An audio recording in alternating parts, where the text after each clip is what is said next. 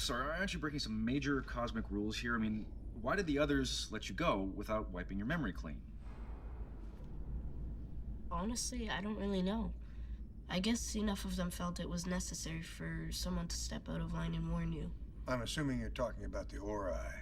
We're already aware of the threat they pose. Believe me, you don't know everything. A long time ago, the Ori and the Alterans were one society, human, on an evolutionary path to ascension. But a philosophical division grew. The Ori grew more and more fervent in their religious belief. The Alterans, for a lack of a better way of putting it, believed in science. The Ori tried to wipe them out. So instead of going to war, the Alterans built a ship, left their galaxy, and came here. We know that both the Alterans and the Ori eventually ascended, and that the Ori passed on a religion called Origin to the next evolution of humans they created. Yes, but the central promise of the religion, everything Origin's followers devote themselves to, is a lie. Are you saying that the Ori don't offer their followers ascension? No, most certainly not. Then they'd have to share. Share what? The power they sap from those who worship them. How is that possible?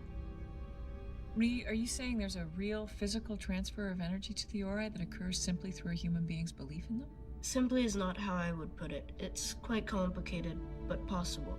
And for it to have a measurable effect, it requires massive numbers of humans relinquishing their will. Nevertheless, it is one of the main reasons the ancients have so strongly believed in strict non-interference in the lower planes. Because the temptation to manipulate and align lower life forms in some order for your own purposes could result in exactly this type of abusive corruption. The Ori empower themselves by sapping the life force of those willing to surrender themselves to them. Unknowingly.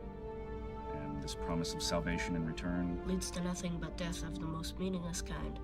Because there's no conscious effort to achieve enlightenment without being spoon-fed by the Ori. Do the priors know this? I mean, are they complicit? No, they're merely pawns.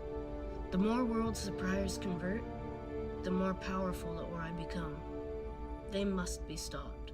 Why don't the ancients, Alterans, whatever you call yourselves now, why don't you stop them? I'm one of them no longer.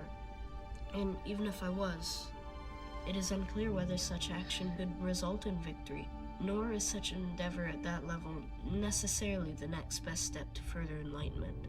All I can say for sure is that if this galaxy were to succumb and bow to the Ori, it would be very bad for everyone.